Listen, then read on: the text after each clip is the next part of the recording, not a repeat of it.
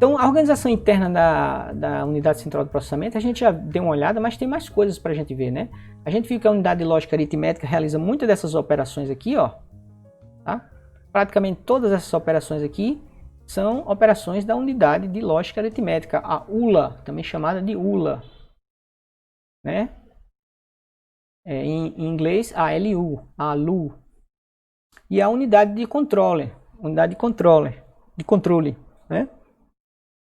A unidade de controle, que em inglês se chama Control Unit, é melhor a sigla em português, tá? Então o que aquela unidade de controle faz? Quando a CPU pede, aqui na arquitetura de von Neumann, a CPU faz, memória, por favor, me dê aí a primeira instrução do programa calculadora que o usuário pediu para executar aqui, certo? Então a CPU diz, a calculadora está na posição 5000, no byte 5000 da memória RAM, vamos supor que o byte 5000 esteja aqui, e a CPU diz, leia o byte 5000. Então dentro do byte 5000 tem uma instrução que vai fazer alguma coisa, vai começar a desenhar a tela, por exemplo, da calculadora para você, ou vai setar algumas variáveis, né, para inicializar algumas variáveis com valor zero, sei lá. Aí cada programa, né, quem escreveu um programa a essa altura do campeonato sabe que todo programa tem um começo, tem a primeira linha. Na primeira linha você zera variáveis, você bota 3 numa variável lá, enfim, depende do que o programa faz, né? Certo? Diz, por exemplo, num jogo de xadrez, diz quem é que vai começar, então são as peças brancas, então você coloca início igual a B de branco. Então início, a variável início vai receber o valor, um caractere B, ou então um código, né? 1 significa a branca, 0 significa as peças pretas. Então, o que acontece? Ele vai ler esse código de máquina, né? Lembre-se, os programas e os dados estão residindo em memória, então a vantagem aí da arquitetura. Então, ele vai ler essa instrução de máquina e jogar aqui no barramento de dados. E essa instrução vem para cá, para a CPU, certo? Então, nesse caso aí, o que a CPU faz? A CPU, quem vai cuidar agora dessa instrução é a unidade de controle, certo? Chegou uma instrução na CPU. Que instrução é essa? É uma instrução some? É uma instrução desvio de bytes para a esquerda? É um end? Né? É uma instrução aqui, eu não mostrei nem metade, nem um décimo das instruções que a CPU é capaz de fazer, tá?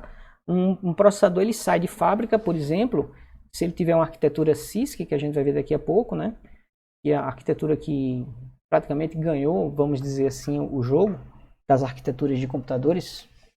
É uma arquitetura que tem muitas operações de máquina. Enquanto que a alternativa a ela, a arquitetura RISC, ela tem poucas operações de máquina.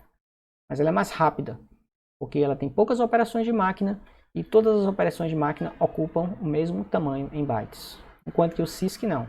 Você pode ter uma operação de máquina que ocupe 3 bytes, uma que ocupe 1 byte, outra que ocupe 2 bytes. Então é variável, depende da instrução. Uma instrução some, pode ser que seja codificada, o código dela caiba em 1 byte. E uma instrução mais complexa, como um acesso à memória indexado, pode ser que precise de 4 bytes, por exemplo, para você executar essa operação, certo? Um exemplo de uma memória, acesso à memória indexado, parece uma coisa complicada, mas é o uso de array. Um array ele tem um endereço base mais um índice, né?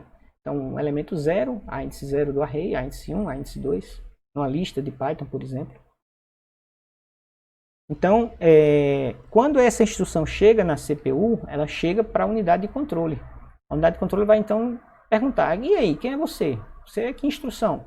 Eu tenho centenas de instruções aqui. Eu tenho somas, vários tipos de soma, tenho multiplicações, eu tenho desvios de bits para a esquerda, eu tenho operações lógicas, eu tenho operações relacionais, eu tenho desvio de instruções, eu tenho operações aritméticas, eu tenho operações de leitura e de escrita, de leitura ou escrita, aqui são duas operações na verdade, né? A operação de leitura e a operação de escrita em memória, né?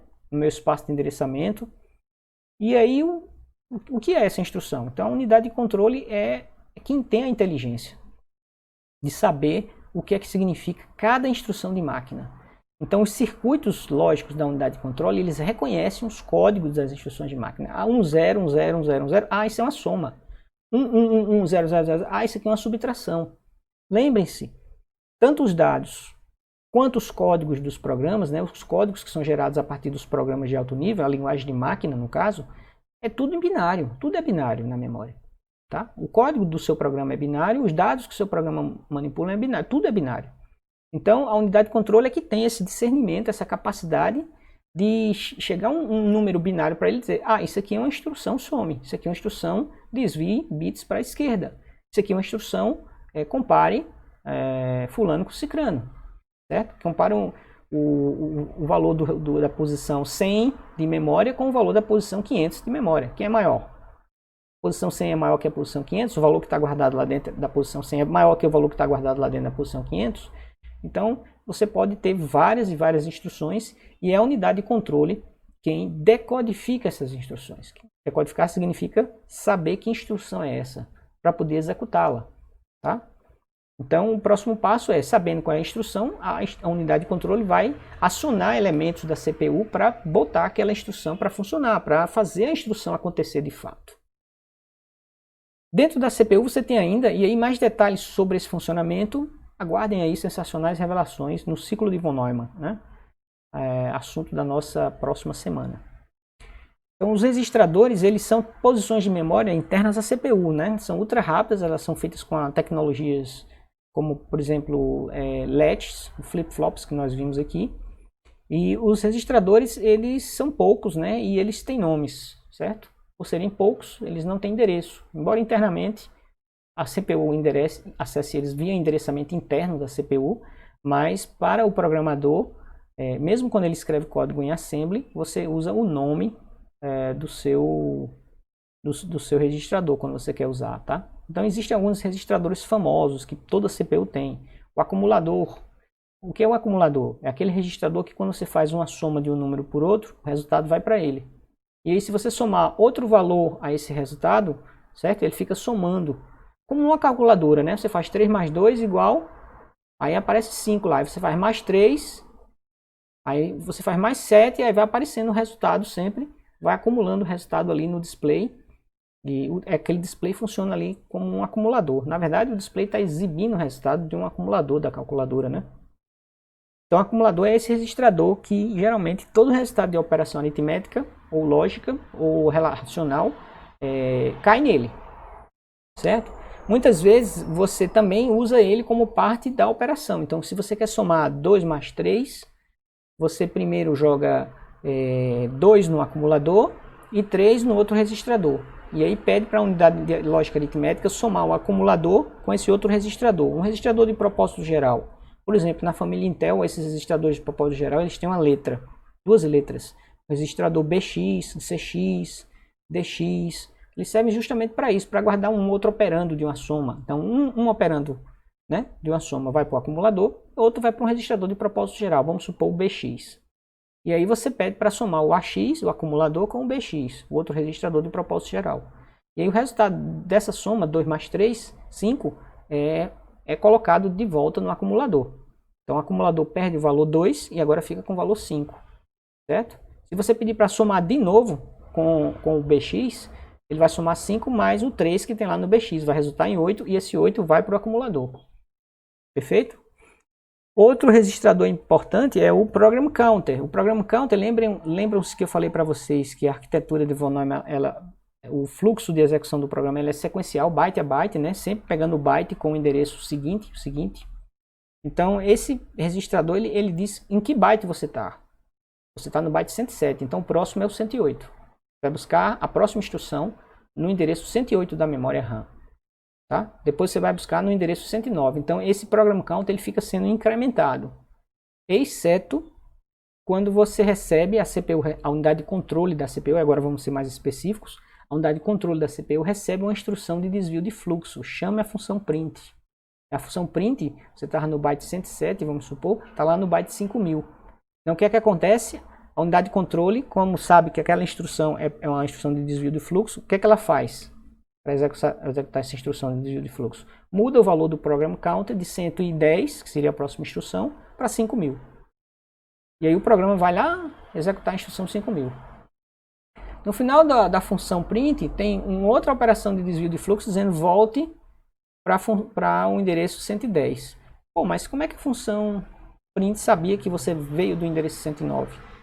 Se você chamar a função print de novo lá na linha 280, você vai ter que voltar para 281. Né? Então não pode ter fixo na função print e volta para a linha 110, para o byte 110. Acontece que tem um elemento aí no meio do caminho chamado de pilha, que quando você faz um desvio de fluxo, você guarda nessa pilha o último endereço onde você estava. Imagina uma pilha de pratos. Sempre você pega o prato do topo. Se você pegar um prato do meio, a pilha desaba. O prato de baixo, a pilha desaba. Então toda vez que você faz um desvio de fluxo para uma função, você guarda o endereço onde você estava nessa pilha. Por que uma pilha, Fred? Porque vai que a função print chame outra função, que chama outra função, que chama outra função. Como é que você vai saber voltar, né? Então, João e Maria saíram jogando feijãozinhos pelo caminho. A mesma coisa, você vai colocando os endereços de onde você estava nessa pilha. De modo que o último endereço é para onde você deve voltar de onde você está agora. Certo? Então, quando você termina de executar a função, você olha para o topo da pilha e diz, eu tenho que voltar para ali. Tá? Então, você volta. E aí, quando você cai na outra função e termina, você pega uma instrução de desvio de fluxo e diz, eu vou voltar para onde? Vou voltar para ali, para o topo da pilha. E tira do topo da pilha o endereço de memória. Até que quando você chega na função print, e a função print diz, eu tenho que voltar para quem me chamou, vai estar lá o valor 109 ou vai lá o valor 285, sei lá, não me lembro mais qual foi o que eu falei. Certo? Então, se a função print for chamada na posição 109 do teu programa e depois lá na 285, tá? Quando ele chamar a primeira vez, ele vai colocar 109 na pilha. Quando a função print voltar, ele olha na pilha, opa, tenho que voltar para 110. Soma 1 ao que está na pilha. Quando você está agora executando o byte, a instrução de máquina que está no byte 285 da memória, você chama a função print de novo, você bota 285 na pilha e vai para a função print, lá na posição 5000. Quando a função print termina, ela vai na pilha e tira o 285, soma 1 e aí cai de volta na linha 286. No byte 286, melhor dizendo, né? Uma linha de programa pode ser transformada em vários bytes na memória, né? Uma linha de alto nível de um programa em Python pode se transformar em uma série de bytes de instruções de máquina em um programa de linguagem de máquina, certo? A relação não é 1 para 1, muito pelo contrário, é 1 para muitos. Raramente uma instrução em uma linguagem de alto nível é somente uma linha numa linguagem de máquina. Tá? Então, o que são registradores, para a gente resumir aqui, são posições de memória ultra rápidas residentes dentro da CPU que servem para propósitos gerais, certo? Cálculos aritméticos. Existe um registrador que não está listado aqui que chama-se o registrador de instruções, né? Então, quando a CPU pede a memória, me dê a instrução que está no byte 100 memória. Joga aí no barramento de dados. A memória pega lá, aí vamos supor que fosse uma operação de soma, ADD. Aí ele joga o código binário, né? Cada instrução tem um código binário. Então, vamos supor que o do ADD soma fosse 1111000, certo? Os 4 bytes mais significativos ligados e os 4 bytes menos significativos desligados, certo? Tudo 1, tudo 0. 1 byte. Ele pega esse byte e joga aqui, ó, 1110000. Aí o byte vem para cá. Onde é que ele é guardado? Então ele é guardado num registrador chamado registrador de instruções. E esse registrador é quem recebe as instruções quando a memória manda para a CPU. E aí a unidade de controle age em cima dele para dizer, registrador de instruções, o que é que tu tem aí? Ah, eu tenho um byte aqui, 1110000. A unidade de controle faz, isso é uma soma, né? Esse programa está querendo que a gente some alguma coisa. Vamos ver o que é que ele quer somar. Se é x com y, A com b, some x com 4. E aí depende dos parâmetros da operação soma, tá? Que também estão lá na memória. O processador aritmético, já falei para vocês, né? Ele foi absorvido pela CPU e ele tem uma série de funções matemáticas já implementadas em circuitos. Então isso torna a execução muito mais rápida do que se você fosse usar a unidade de lógica aritmética tradicional da CPU. Certo? A unidade de lógica aritmética faz qualquer cálculo. Certo? Fazendo as operações básicas de soma, subtração, multiplicação e divisão, qualquer cálculo, por mais complexo que seja, vai ser, no final das contas, resumido às 4 operações. Só que você vai fazer isso muitas vezes, em vários loops dentro de loops, para você obter uma integral, uma derivada, né, um seno, um cosseno de um determinado valor. E aí o coprocessador aritmético já tem implementado em circuitos lógicos, circuitos que calculam seno, que calculam cosseno, que calculam uma série de funções matemáticas já prontas. Então isso dá agilidade. Quando o seu programa de alto nível chama a função seno, ele passa para o coprocessador aritmético realizar essa operação. Tá? Não usa a unidade de lógica aritmética. Talvez hoje em dia a unidade lógica aritmética e coprocessador aritmético se confundam, seja uma coisa só, certo? Bom, e aí passamos para a memória principal, né? Qual é a responsabilidade da memória principal? Quando eu falo em memória principal, estou falando de RAM, Random Access Memory, né? Aquela memória que é volátil, se você desligar a energia do computador, tudo se apaga, mas que você tem o mesmo tempo de acesso para qualquer posição dela. Se você ler o byte 0, você vai ler em T segundos, microsegundos, nanosegundos. Se você ler o byte 1 milhão, você vai ler em T nanosegundos, certo? Sempre no mesmo tempo. E aí, como é que funciona a RAM? A RAM, na verdade, ela é como se fosse um grande armário, um grande gaveteiro. Vamos imaginar um gaveteiro enorme, uma gaveta empilhada em cima da outra, tá? E aí essas gavetas, elas têm endereços, ó, do endereço 0, e aí eu botei a gaveta do endereço 0 lá embaixo, sendo a gaveta mais inferior do gaveteiro, e aqui o endereço n-1. Então, de 0 a n-1, eu tenho n endereços nessa RAM, certo? E esses endereços, eles guardam o quê? Guardam bytes. Esse byte aqui pode ser um código de uma operação, ou pode ser o valor, né, um parâmetro de uma operação. Pode ser o código da operação soma, ou pode ser o primeiro parâmetro da soma, tá? Pode ser um valor que eu quero somar com um acumulador, por exemplo, ou com outro byte de memória. E depende da sintaxe da operação soma de baixo nível de código de máquina. Mas aqui o que eu estou mostrando para vocês nessa figura, nesse diagrama aqui, é que a CPU ela usa o barramento de endereços, esse verdinho aqui, para dizer, ó, memória, me dá o conteúdo aí do endereço P, sei lá qual é o valor de P, certo? Vai ser um valor entre 0 e n-1. Então, vamos supor que P seja esse endereço aqui, ó. E aí esses bits aqui em vermelho, esse byte em vermelho, ele é acessado quando a RAM recebe esse endereço, né? Então, esse endereço P aqui é sinalizado, como a gente chama, né? Isso aqui é um número binário, né? Isso aqui, esse barramento são várias linhas. Vamos supor que essa RAM ela fosse endereçada por 8 linhas. Então, essa linha verde grossa aqui, ó, na verdade, elas são 8 linhas fininhas, cada uma levando um valor 0 ou 1. Certo? Que formam esse número binário P aqui. Vamos supor que fosse o número 128. 1 e tudo 0. Certo? Então, um fio desse barramento estaria eletrificado com 5 volts ou 3,5 volts. E as outras linhas, as outras 7 linhas desse barramento, né? O barramento tem 8 linhas, 1 byte, estariam com o valor 0 volt. Então, uma linha 7 volt, a linha mais acima, e as outras linhas 0 volt. Seria 128 em binário. Certo? Então seria, vamos supor que fosse o valor de P aqui, 128. Então aqui eu estou mostrando uma única seta, mas na verdade isso aqui são 8 setinhas aqui no exemplo particular, né? Essa CPU ela é capaz de endereçar uma memória com até 8 linhas de endereçamento. Então eu não desenhei aqui 8 linhazinhas, mas são 8 linhas que tem aqui dentro dessa seta verde, certo? Então vem o endereço 128, vamos supor aí que seja P. Então o endereço 128 está aqui, ele pega o que tem lá dentro, pega esse byte, pode ser um dado, pode ser um pedaço de programa, um código de máquina, uma instrução de máquina, e joga no barramento de dados. Então o valor que está aqui dentro, ó, ele vai também, isso aqui, ó, apesar de ser uma linha grossa vermelha, são 8 linhas, né? Já que eu estou transportando um byte, ó, 8 bits, 1, 2, 3, 4, 5, 6, 7, 8. Então aqui dentro dessa linha vermelha, você tem na verdade 8 fiozinhos, 8 trilhas lá na placa-mãe, entre a memória, a pinagem da memória e a pinagem da CPU.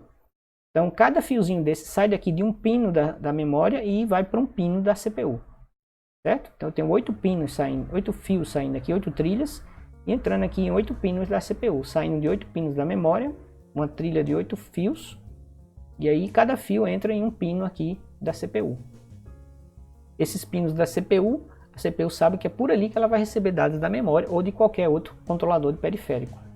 Certo? Então ela pega essa informação e internaliza, coloca em algum registrador. Perfeito? Então aqui eu tenho um esquema, ó, da CPU lendo 0, ó, ela sinaliza 0 no barramento de controle. Fiz um barramento de controle bem simples, né? 0 significa leia, 1 significa escreva. Então a CPU está querendo ler o endereço P, que a gente aqui deu o exemplo de 128, da memória. Então lá no endereço P eu tenho esse valor. O que é que a RAM faz quando recebe 128 e 0?